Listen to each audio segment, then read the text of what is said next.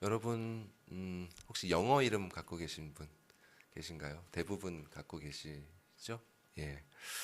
근데 요즘엔 또 한국 문화가 널리 이렇게 전파되면서 유명해지고 그러면서 굳이 영어 이름 쓰지 않고 한국 이름 쓰시는 분들도 많이 있는 것 같더라고요. 근데 제가 올 때만 해도 그래도 다른 사람들이 쉽게 부를 수 있는 영어 이름 하나씩 지어서 갖고 있어야 했었습니다. 그래서 그때 저도 어떤 이름이 좋을까 하고 찾아보다가 찾아낸 이름이 바로 크리스토퍼라는 이름이었어요. 줄여서 크리스. 그 이름의 뜻이 그리스도의 종이라는 뜻입니다. 누군가의 종이라고 불리는 것을 좋아하는 사람은 없겠죠. 하지만 참된 크리스찬이라면 이 그리스도의 종이라는 표현이 참 얼마나 영광스럽고 얼마나 참 복된 이름인지 복된 표현인지 참 잘 알고 있을 것이라 생각이 됩니다. 사실 근데 이 이름은 너무나 오래된 이름이라서 서양 사람들은 별로 그 뜻에 상관하지 않고 사용하더라고요.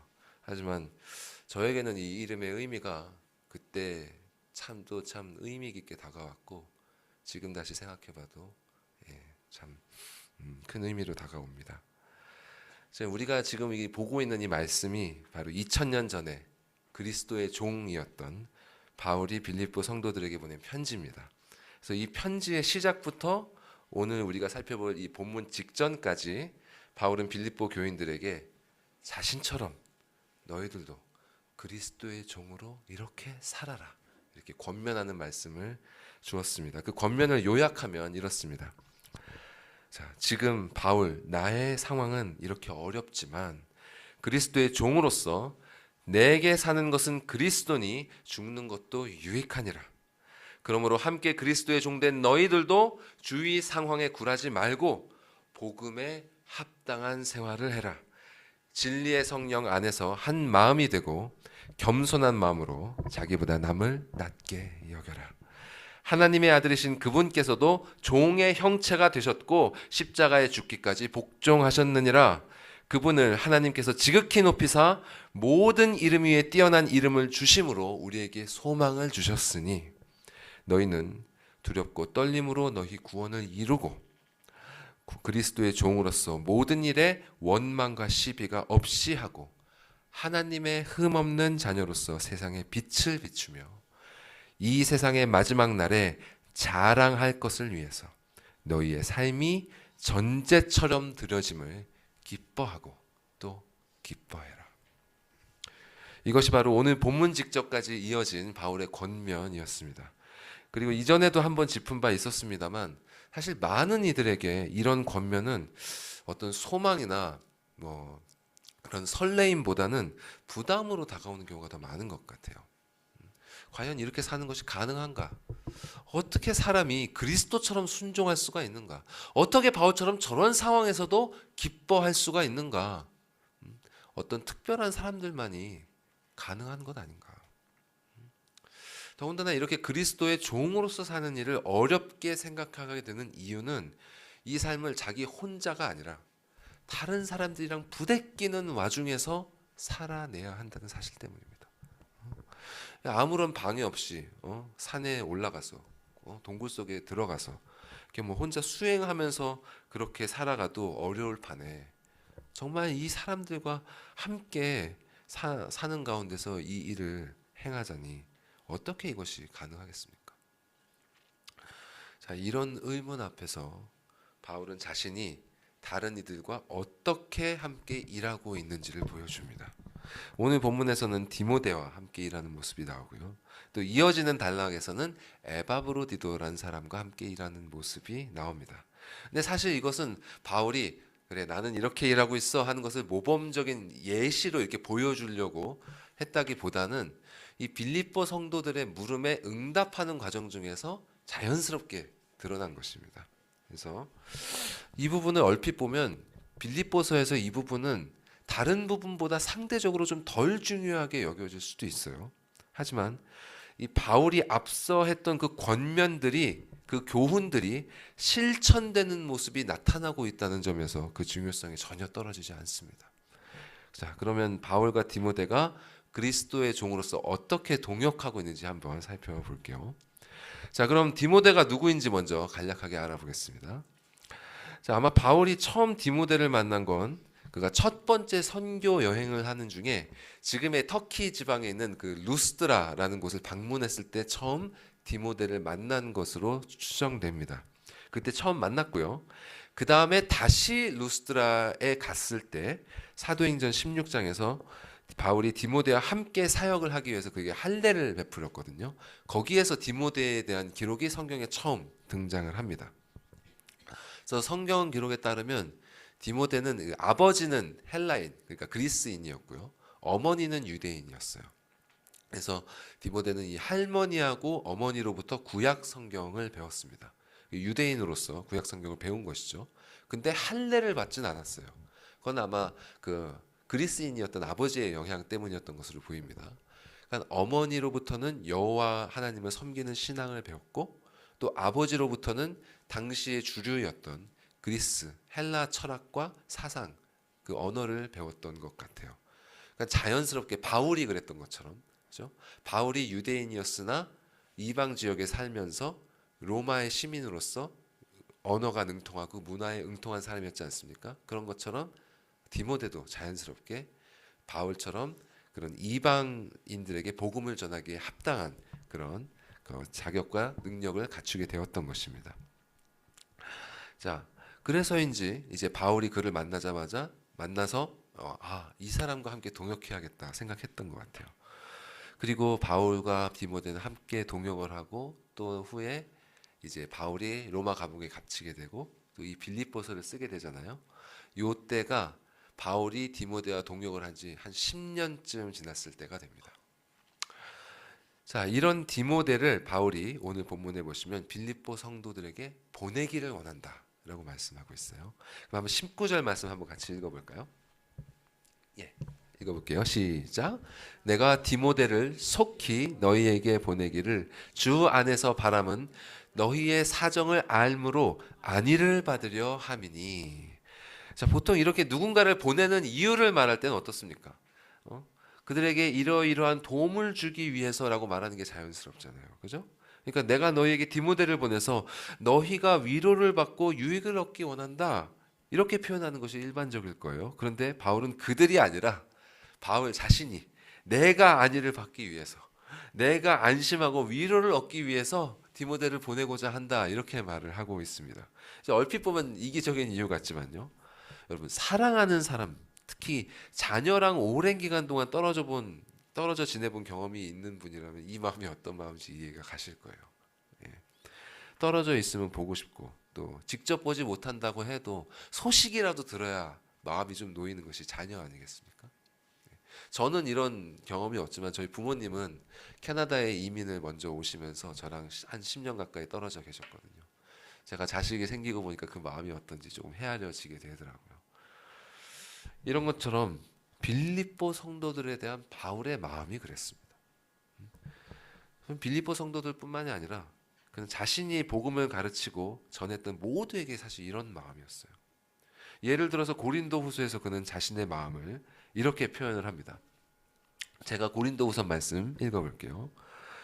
이 외의 일은 고사하고 아직도 날마다 내 속에 눌리는 일이 있으니 곧 모든 교회를 위하여 염려하는 것이라.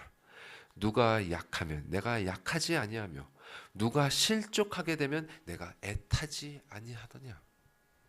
이 복음을 위해서는 죽음도 두려워하지 않는 바울도 어떤 성도가 약해졌다는 소식을 들으면 그의 마음도 약해지고, 또 누가 실족했다는 소식을 들으면 애가 탔던 것입니다.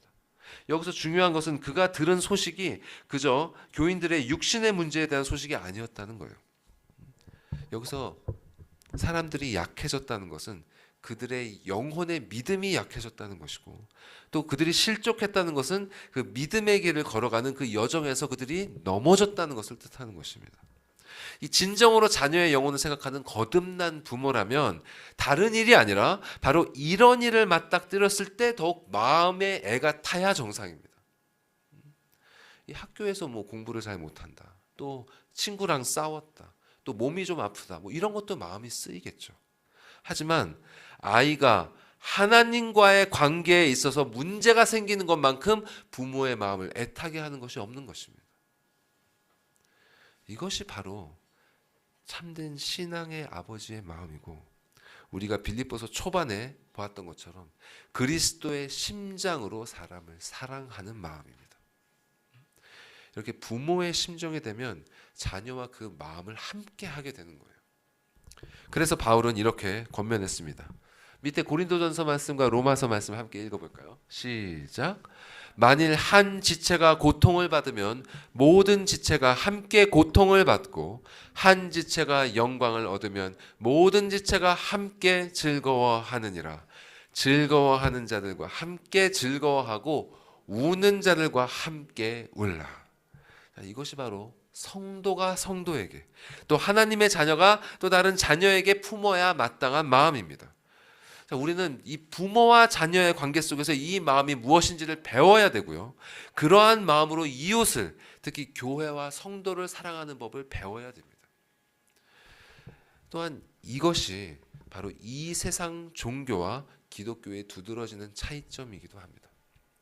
제가 이전에도 언급한 바 있지만요, 고통의 문제를 해결하기 위해서 이 세상의 종교들은 초월을 추구합니다. 그들에 의하면 이 말씀들처럼 다른 이들 때문에 고통을 받거나 또 즐거워하거나 또 울고 웃는 것은 집착과 무지에서 나온 어리석은 반응이에요. 우리가 사는 이 시간은 그들에 의하면 그저 흘러왔다 흘러가는 것이고, 이 세상 만물은 결국 돌고 도는 것이기 때문에 좋은 일이 있다고 해서 그렇게 기뻐할 일도 아니고, 또 나쁜 일이 있다고 해서 그리 슬퍼할 일도 아니라는 것입니다. 그러나 이는 하나님께서 우리를 부르시는 방향이 아닙니다. 주변에 무슨 일이 일어나든지 간에 초연하고 또 온화한 미소를 잃지 않는 것은 하나님께서 말씀하시는 거룩함이 아니라 생명이 없는 우상의 모습과 같습니다. 참된 생명은 그렇게 반응하지 않아요. 빌립보서에서 바울이 거듭 강조하는 것처럼 하나님께서는 우리에게 기뻐하고 또 기뻐하라고 말씀하시며, 또 이 말씀처럼 함께 울고 함께 슬퍼하라고 말씀하십니다. 또한 때로는 강하고 담대하라고 말씀하시고, 때로는 낮고 연약한 자리에 처하라고 말씀하십니다.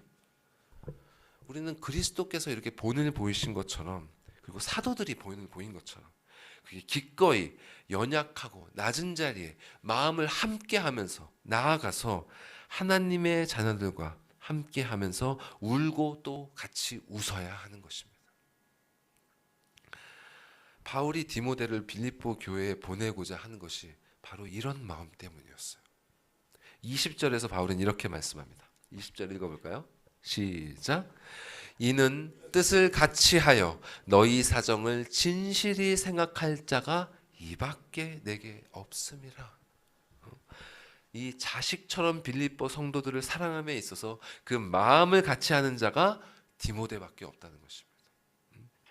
실로 디모데는요, 바울이 처음 빌립보에서 사역을 할 때부터 그와 동행하고 있었습니다. 이 빌립보에서 바울이 자색 옷감 장수인 루디아에게 전도를 해서 처음으로 복음이 전파되고, 또 그녀의 집안이 모두 세례를 받음으로써 처음 빌립보 교회가 시작됐거든요.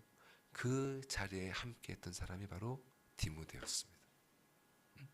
그리고 10년이 지나서 바울은 감옥에서 이 빌립보서, 이 편지를 쓰면서 서두를 이렇게 시작했죠.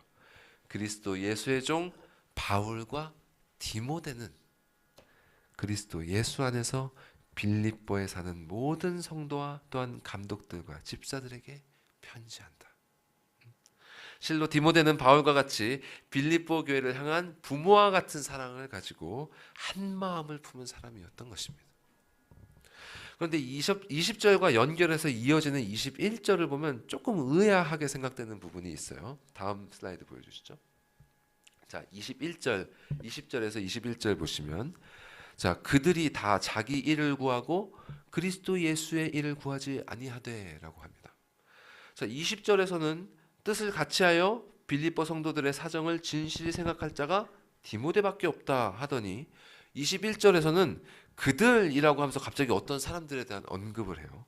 자, 이 사람들이 누구냐? 자기 일을 구하고 예수의 일을 구하지 않는 자들이라고 합니다. 자, 그럼 이들은 누구일까? 자, 이들을 가리켜서 당시 바울과 함께 사역하고 있는 사람들이다라고 주장하는 주장도 있는데요. 사실 이거는 좀 생각하기 어려운 주장입니다. 왜냐하면 이토록 성도들을 귀하게 생각하는 바울이 자신과 함께 동역하고 있는 사람들에 대해서 이 사람들은 자기 일을 구하고 주님의 일은 구하지 않는다, 이렇게 지적을 하고요. 또 이런 지적을 공적으로 교회에서 읽혀질 서신서에다가 이렇게 써 내려간다는 것은 좀 생각하기 어려운 일입니다. 그렇지 않습니까? 자, 그러므로 이들은 어떤 사람들이라고 생각할 수 있냐면, 이들은 이미 공개적으로 사람들이 알 수 있게끔 이미 바울을 떠나서 그 바울을 대적하고 있는 무리들일 거예요.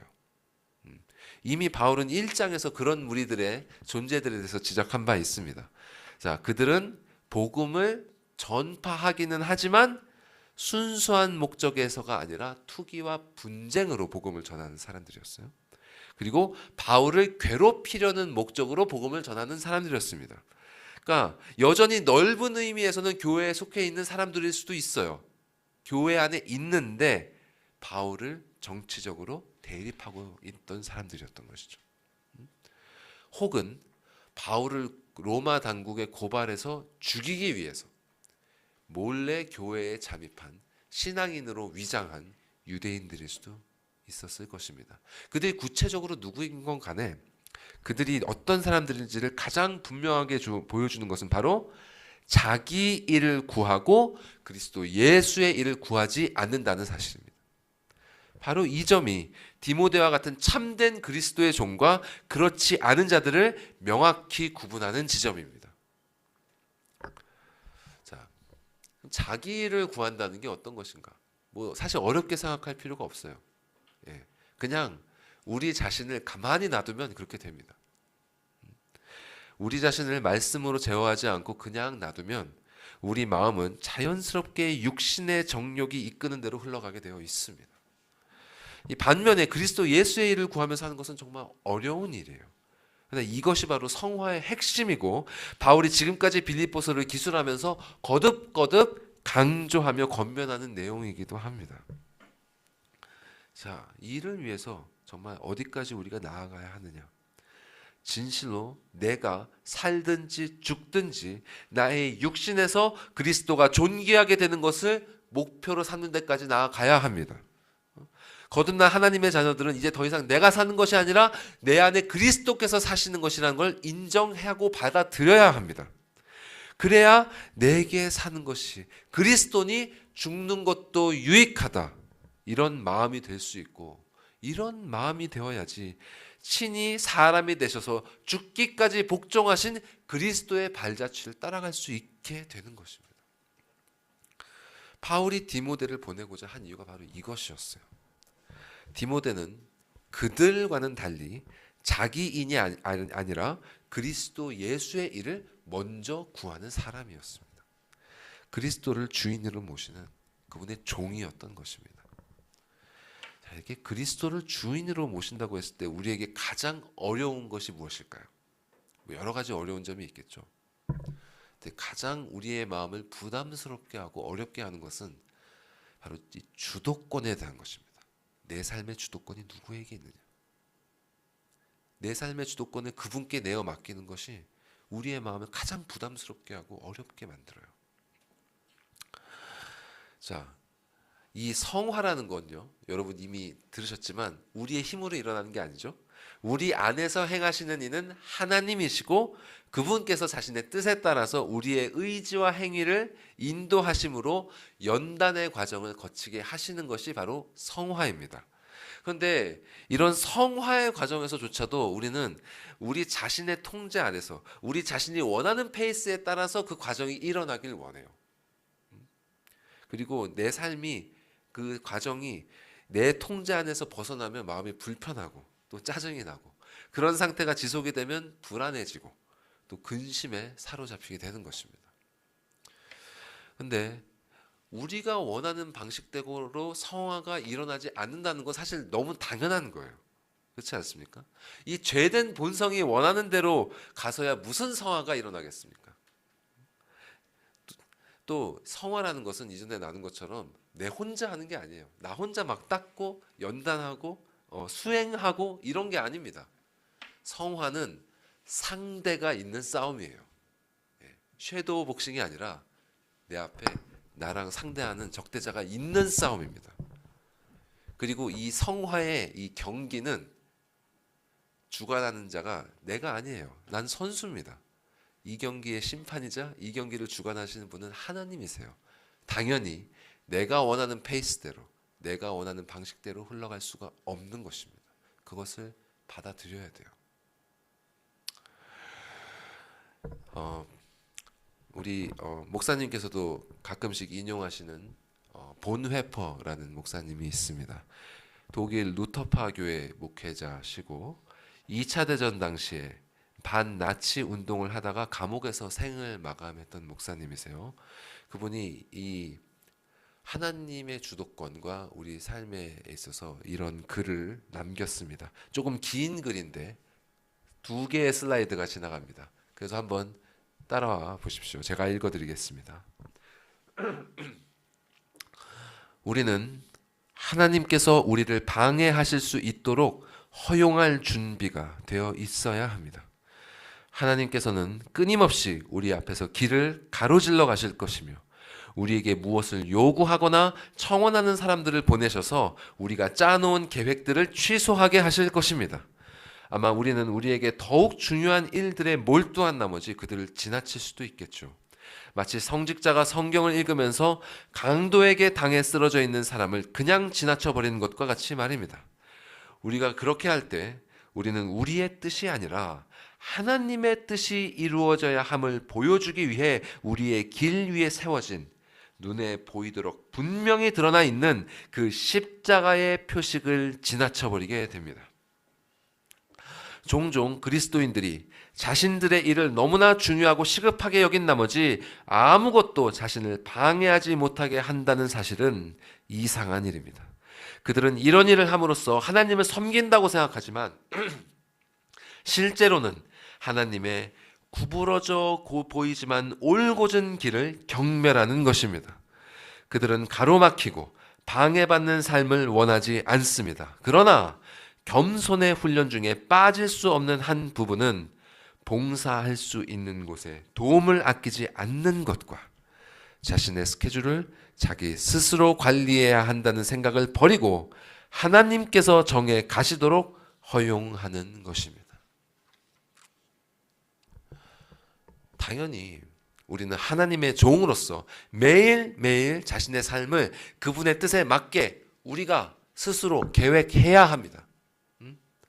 우리는 마땅히 종으로서 성실하게 그렇게 해야 나가야 됩니다. 그러나 동시에 우리는 그렇게 우리가 세운 우리의 계획이 우리의 주인이신 그분의 뜻에 따라 얼마든지 변경될 수 있음을 인정해야 됩니다. 삶에 갑작스럽게 찾아온 사건이 우리의 발걸음을 멈춰 세울 때 우리는 그것을 받아들일 줄 알아야 됩니다. 여러분, 하나님의 개입하심을 외면하지 마십시오. 하나님께서는 우리가 무엇을 보았는지, 무엇을 들었는지 다 알고 계십니다. 또 그분은 우리가 어디까지 알고 있는지, 또 어디까지 판단할 수 있는지 알고 계십니다. 그분을 속이려 하지 마십시오. 이 구약시대 요나라는 선지자가 있었죠. 제가 아까 교회 학교 시간에도 아이에게 저희 반에서 잠깐 얘기했습니다만 하나님께서 요나의 삶에 개입하셔서 아수르의 심판의 말씀을 전하라 이렇게 명하셨습니다. 요나는 그 말씀 듣기 싫었어요. 이 악한 아수르는 반드시 하나님의 심판을 받아 멸망해야 되는데 그들이 하나님의 말씀을 듣고 회개하여 그분께 용서를 받게 될까봐 그것이 싫었습니다. 그래서 하나님의 말씀을 외면하고 반대편으로 아수르의 반대편인 지금의 스페인 지방 다시스로 가는 배를 잡아 탔습니다. 근데 그 뒤의 이야기는 여러분 다 아시는 대로죠. 물고기 뱃속에 들어가는 등의 갖은 고생을 다해서 끝내는 아수르로 돌아가서 하나님의 말씀을 전하게 되었습니다. 여러분, 우리는 요나처럼 행동해서는 안 됩니다. 우리는 그분 앞에 우리의 삶을 내려놓을 줄 알아야 돼요. 이것이 바로 그리스도께서 우리에게 본을 보이신 삶의 모습입니다. 우리는 아버지께서 말씀하신 대로 행하고 또 말씀하지 않으신 곳에서는 멈추길 배워야 됩니다. 성자 하나님이신 그분께서도 아버지께서 보이지 않으시면 아무것도 스스로 말하거나 행동하지 않으신다고 했습니다. 모든 것을 밝히 보고 계시는 예수님께서도 이렇게 말씀하셨는데 정말 눈뜬 한 치 앞도 볼 줄 모르는 이 눈뜬 장님과 같은 우리는 어떻게 해야 되겠습니까? 이렇게 그리스도를 주인으로 모시는 삶을 그분 앞에 살면서 내려놓으면 그제서야 우리가 그토록 갖고 싶었던 참된 마음의 평안과 여유를 갖게 됩니다, 여러분.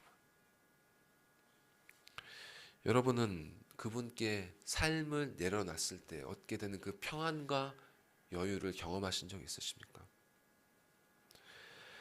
이 한 치의 앞도 볼 줄 모르는 알량한 능력 따위는 내려놓고 모든 것을 당신의 뜻대로 계획하시고 한 치의 오차도 없이 그대로 섭리해 가시는 그분께 내 삶을 맡겼을 때 얻게 되는 그 평안함.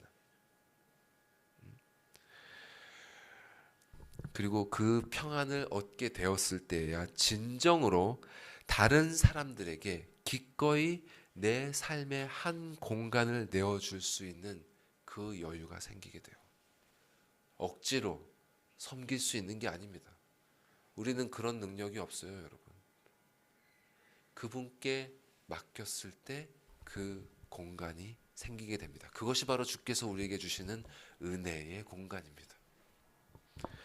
그리고 그 공간이 생겼을 때 우리는 우리에게 100데나리온을 빚진 사람에게 탕감해 줄 수 있는 여유가 생기게 되는 것입니다.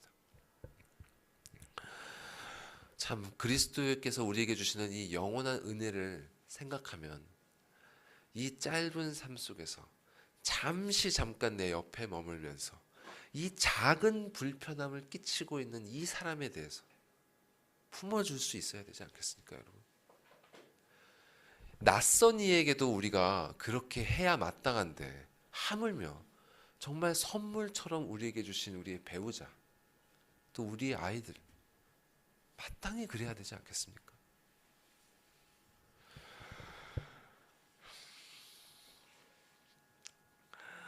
우리가 누리고 있고 또 앞으로 영원토록 누리게 될 그 은혜를 생각하면 지금 이 세상에서 겪고 있는 불편함과 고통이라는 것은 실로 찰나의 순간에 지나지 않습니다.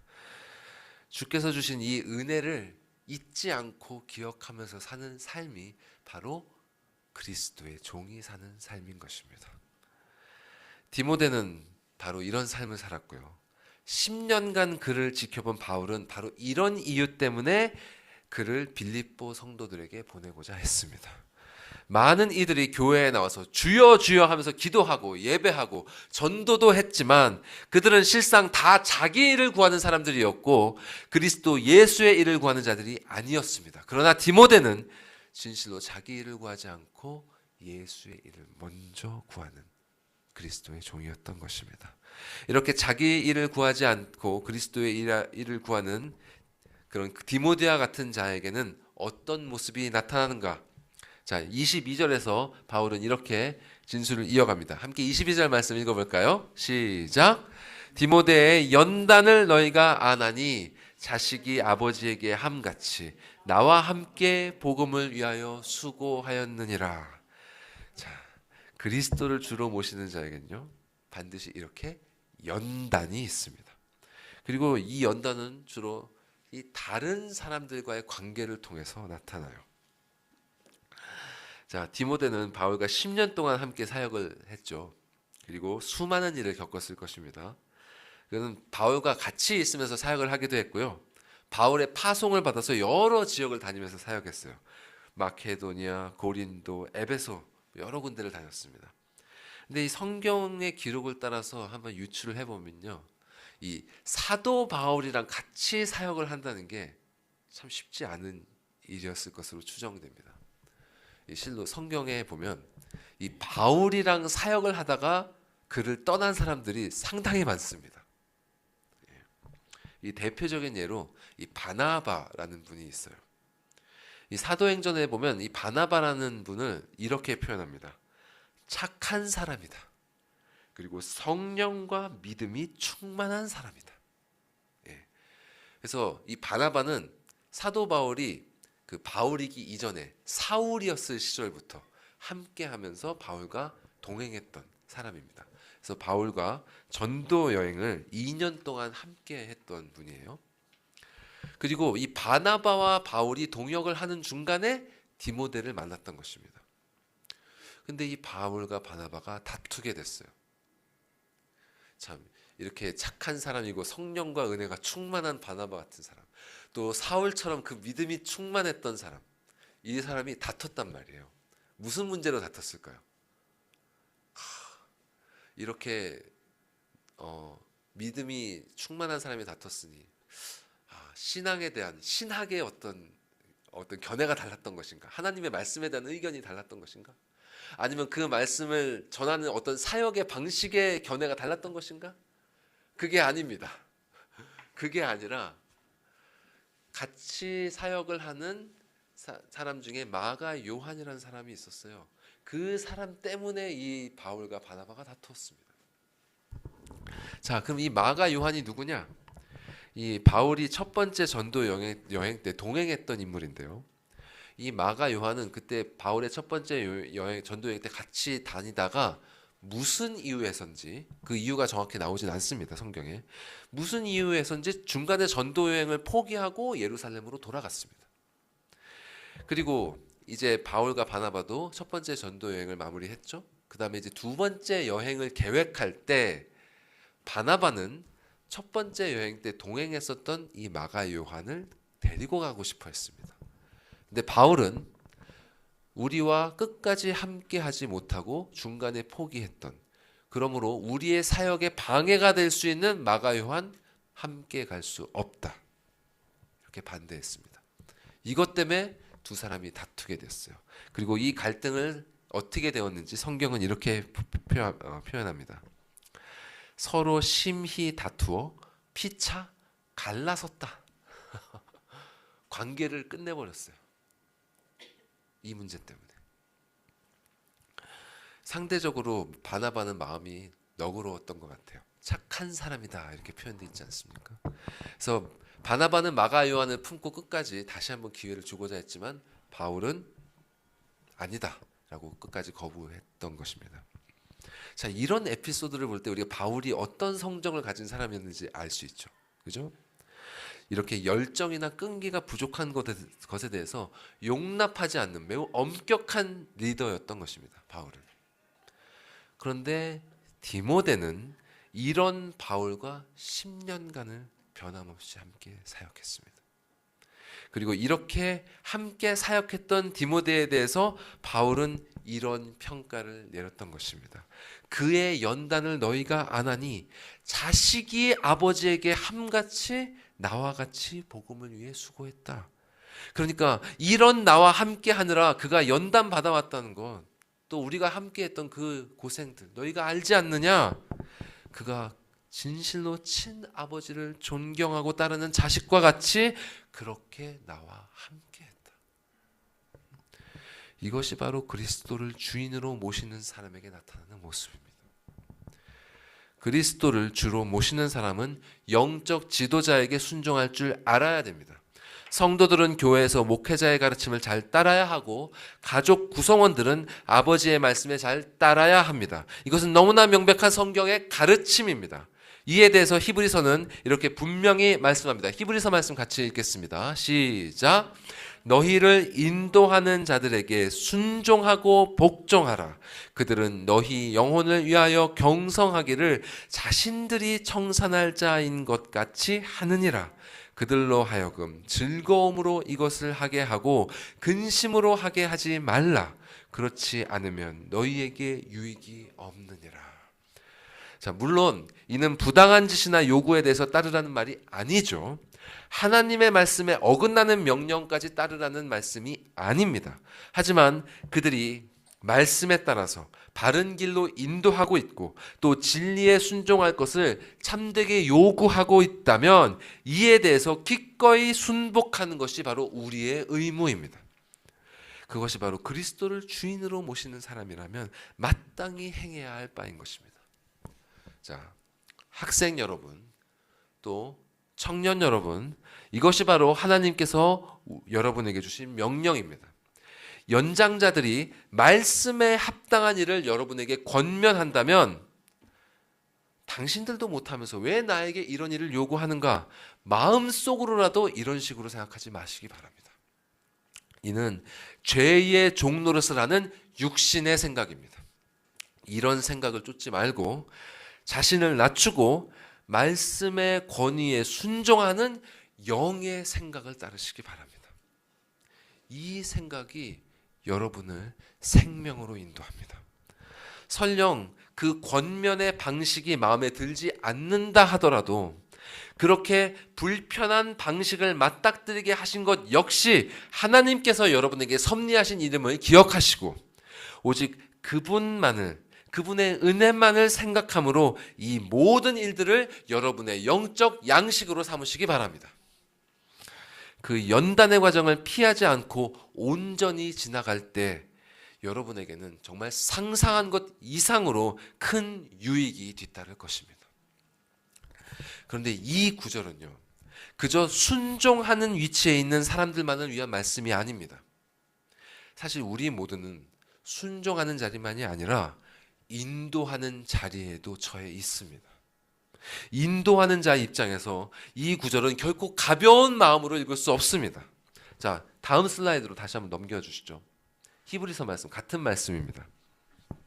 자, 여기서 인도하는 자들은 그들이 책임지는 사람들의 영혼을 위해서 뭐 한다고 했습니까? 경성한다고 했습니다. 자, 한국말로 경성한다는 것은 그릇된 행동을 하지 않도록 타일러서 깨우친다는 말입니다. 영어로는 watch over, 지켜보면서 보살핀다는 말이고요. 원어로는 잠에 들지 않고 깨어있도록 한다라는 뜻입니다. 여러분, 진정으로 자녀들의 영혼을 지켜보면서 보살피고 계십니까? 이 아이들의 영혼들이 정말 자지 않고 주님 앞에 깨어서 있을 수 있도록 타이르고 또 가르치고 있습니까? 게다가 이런 경성함을 우리는 어떻게 해야 됩니까? 우리 자신이 청산할 자인 것처럼 해야 됩니다. 자녀들이 지은 죄도 마치 우리 부모가 대신 하나님께 갚아야 할 것처럼 그렇게 우리는 아이들을 경성해야 합니다. 교회에서 성도들을 위해 목회자가 그렇게 해야 하고, 가정에서는 자녀들을 위해 부모들이 그렇게 해야 하고, 교회에서는 청년들을 위해, 학생들을 위해 선생님들이 그렇게 해야 합니다. 구약 성경의 욥 기억해 보십시오. 욥은 자식들이 죄를 지었을 것을 염려해서 그들이 잔치를 벌인 후에는 어김없이 그들을 위해 하나님께 제사를 드렸습니다. 이렇게 말했습니다. 이는 욥이 말하기를 혹시 내 아들들이 죄를 범하여 마음으로 하나님을 욕되게 하였을까 함이라. 욥의 행위가 항상 이러하였더라. 욥은 자식들이 그저 겉으로만이 아니라 마음으로 하나님께 죄를 짓는 것까지 생각하면서 자녀들을 경성했습니다. 이것이 바로 그리스도를 주인으로 모시는 자에게서 나오는 모습입니다. 디모데가 바울을 마치 아버지처럼 섬겼듯이 바울도 디모데를 그의 자식처럼 사랑했습니다. 실로 바울은 성경에서 수차례 디모데를 이렇게 표현했습니다. 믿음 안에서 참 아들 된 디모데, 주 안에서 내 사랑하고 신실한 아들 디모데. 바울이 자신의 자식도 아닌 디모데를 이렇게 사랑했는데 우리도 우리의 자녀들을 이렇게 사랑해야 하지 않겠습니까? 다음으로 또 넘겨주십시오. 자, 22절 말씀에서 한 가지 우리가 더 주목해야 하는 것은 바울이 디모데를 그저 자신의 추종자로 여기는 것이 아니라 함께 그리스도를 섬기는 동등한 동역자로 여겼다는 사실입니다. 사실 이 구절을 이런 식으로 쓰는 것이 원어적으로나 또 번역된 글로나 자연스러울 쓸 겁니다. 자, 디모데가 자식이 아버지에게 함같이 나를 위해서 수고했다. 그렇지 않습니까? 그렇게 쓰여지는 것이 자연스러운 문장이에요. 그런데 바울은 그렇게 표현하지 않고 디모데가 자신을이 아니라 자신과 함께 복음을 위하여 수고했다. 이렇게 분명히 밝히고 있습니다. 이는 실로 매우 중요합니다, 여러분. 목회자나 부모를 포함한 모든 윗사람은 아랫사람들이 자신들이 아니라 그리스도를 섬기도록 인도해야 합니다. 자신을 위해 수고하는 것이 아니라 복음을 위해, 진리를 위해 수고하도록 인도해야 합니다. 이렇게 바른 방향성을 잡아주는 것이 바로 윗사람의 의무요 책임입니다. 섬김을 받으려는 욕망에 이끌려서 아랫사람이 그리스도가 아니라 자기 자신을 섬기도록 하는 것은 예수께서 지적하신 것처럼 맹인이 맹인을 인도하여 같이 구덩이에 빠지게 되는 것입니다.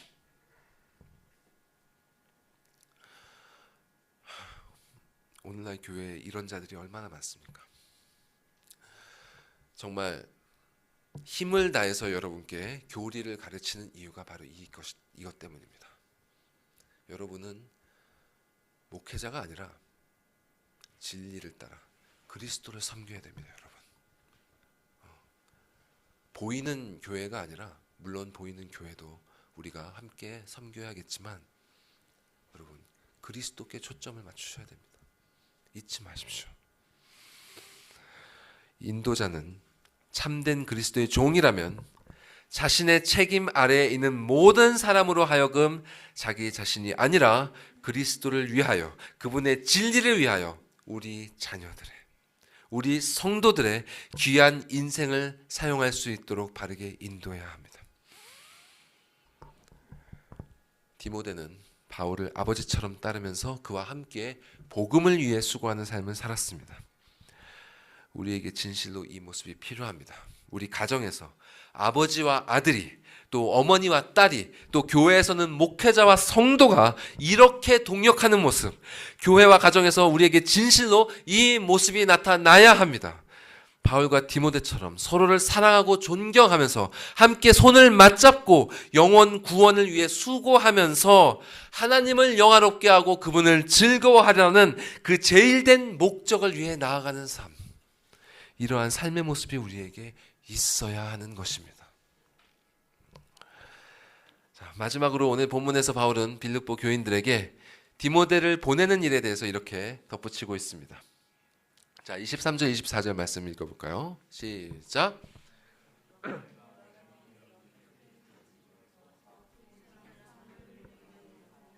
나도 속히 가게 될 것을 주 안에서 확신하노라. 자, 이 진술로 미뤄볼 때 바울은 아마 곧바로 디모데를 빌립보에 보낼 수는 없었던 것으로 보입니다. 감옥에 억류되어서 최종 판결이 어떻게 날지 알 수 없는 그 상황 속에서 가장 믿고 의지할 수 있는 그 조력자였고 또 보호자였을 것입니다, 디모데가. 그래서 바로 보낼 수는 없었던 것이죠. 근데 그렇다고 바울이 빌립보 교회를 위해서 손 놓고 있었느냐? 그렇지 않습니다. 이 서신을 통해 비록 디모데는 당장 보낼 수 없었지만 자신의 일이 결정되는 대로 그를 보낼 것임을 밝히면서 자신도 그들에게 가게 될 것임을 주 안에서 확신한다, 이렇게 말하고 있습니다. 자, 왜 이 사실 그 1장에서도 이런 구절을 얘기한 바가 있어요. 내가 너희 무리와 함께 할 것을 내가 확신한다 이런 표현을 한 적이 있거든요. 왜 이렇게 반복해서 이런 진술을 했느냐? 이는 조금이라도 빌립보 교인들이 자신으로 말미암아 근심하지 않기를 바랬기 때문입니다. 자, 이거는 이 서신서가 공적으로 읽혀지는 서신서였잖아요. 앞서 바울이 이런 각오를 피력한 바 있죠. 내 삶이 전제로 드려질지라도 나는 기뻐할 것이다. 너희들도 나와 함께 기뻐해라. 자, 이 말씀을 딱 들었을 때 빌립보 교인들이 어떤 마음이었을까요? 아, 바울이 순교하기로 결심했구나. 그가 석방되는 일이 어려워졌구나. 이렇게 생각하지 않았겠습니까? 그렇게 생각하면서 근심하게 되었을 빌립보 교인들을 위해서 바로 이 말을 덧붙였던 것입니다. 디모데를 너희에게 보낼 수 없게 되었으나 안심해라. 주 안에서 내가 너희와 함께 할 것을 내가 확신한다. 두려워하지 말라. 이것이 바로 아버지의 마음인 것입니다. 또 그는 이렇게 막연한 미래에 대한 기대에만 의존하지 않고 빌립보 교인들을 위해서 지금 자신이 할 수 있는 실질적인 일을 곧바로 실행했습니다. 그것이 바로 이어지는 단락에 나오는 에바브로디도를 그들에게 보낸 일이었습니다. 그것에 대해서는 다음 시간에 또 나누도록 하겠습니다. 이렇게 그리스도의 심장을 품고 사랑하는 자는 아버지의 마음을 가지고 정말 이렇게 그가 할 수 있는 최선의 일을 다하게 되는 것입니다. 자, 바울과 디모데는 빌립보에서 멀리 떨어져 있었습니다만 그들과 마음을 함께 하고 있었고요. 또 자신의 일을 우선시하지 않고 그리스도의 일을 우선시하면서 스스로를 높이지 않고 따르는 자는 인도자를 아버지처럼 또 인도자는 따르는 자를 자녀처럼 여기면서 동역했습니다. 이 아름다운 모습이 여러분 모두의 가정에 또 우리 교회에 그리스도를 주로 섬기는 택하신 모든 이들의 공동체에 나타나기를 소망합니다. 자, 끝으로 한 가지 이야기를 덧붙이면서 말씀을 맺도록 하겠습니다. 자, 빌립보서를 기록한 후에 참 바울의 소망대로 감사하게도 그가 석방되었습니다. 하지만 대략 한 5년도 안 되는 짧은 시간 안에 또다시 로마 감옥에 바울이 투옥되었던 것으로 보입니다. 그렇게 다시 투옥되었을 때 그때는 디모데가 함께하고 있지 않았어요. 어디론가 파송이 되어서 사역을 하고 있었습니다. 그때 감옥에서 바울은 디모데에게 편지를 써서 이렇게 전합니다. 네가 올 때 마가를 데리고 오라. 그가 나의 일에 유익하니라. 여기서 마가는 바울이 바나바와 갈등을 일으키게 했던 바로 그 마가 요한입니다. 갈등이 일어난 후에 10수년이 지난 시점에서 마가 요한의 이름이 다시 이렇게 바울의 편지에 등장합니다. 바울은 마가 요한이 그의 일에 유익한 사람이라고 올 때 그를 꼭 데리고 오라고 디모데에게 부탁했습니다. 성경에 기록되어 있진 않지만 하나님의 은혜가 갈라졌던 두 사람의 다시 화목하게 하고 다시 한 마음이 되게 했던 것입니다. 또 이 마가 요한이 여러분 잘 아시는 그 마가복음의 저자입니다. 여러분, 그리스도의 은혜는요, 이렇게 당신의 종으로서 당신께 모든 주도권을 맡기고 믿음으로 살아가는 그 자녀들에게 설령 그들의 삶 가운데 어려움과 아픔이 있을지라도 관계에 갈라짐이 있을지라도 은혜로 그 모든 것들을 회복시켜 주십니다. 그리고 그 은혜 가운데 그분의 종들은 열매 맺는 삶을 살게 됩니다. 여러분께서는 그리스도의 영께서 여러분 가운데 이렇게 역사하길 원하지 않으십니까? 그분의 은혜 안에 우리도 하나가 되어서 사랑의 관계를 이루고 복음의 열매가 맺혀서 아버지를 영화롭게 하는 그런 영광스러운 일이 진행되기를 간절히 축원합니다. 기도하겠습니다.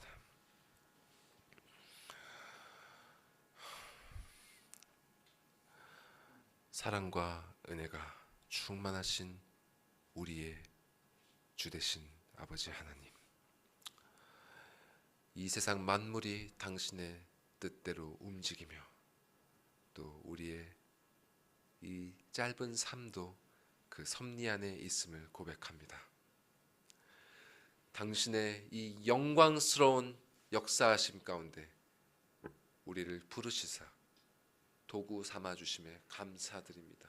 주님, 우리가 무엇이간데 우리를 부르셨으며 또 우리가 무엇이간데 우리를 이 영광스러운 일로 부르셨나이까. 주님, 우리가 이 크신 은혜와 사랑의 깊이를 아직 잘 모르오니 우리의 눈을 밝히 띄어서 그 깊이를 보게 하시고 그 넓이를 보게 하시고 그 높이를 보게 하시고 주님과 그 주님의 마음을 조금이라도 깨닫게 하사 당신과 마음을 함께하고 또 이 마음을 주님께서 택하신 귀한 당신의 자녀들과 함께하게 하셔서 바울과 디모데가 보여주었던 이 아름다운 모습 우리의 삶 속에서, 가정 속에서, 교회 속에서 경험되게 하여 주시옵소서. 주님께 모든 것을 맡겨드려올 때 참된 평안과 여유가 우리의 삶에 허락되게 하시고 그 은혜의 공간 가운데서 함께 주님을 찬양하며 기뻐하고 또 기뻐하는 복된 우리 모든 성도들 다 되게 하여 주시옵소서. 이 모든 말씀 우리 구주 예수 그리스도의 이름으로 기도드리옵나이다. 아멘.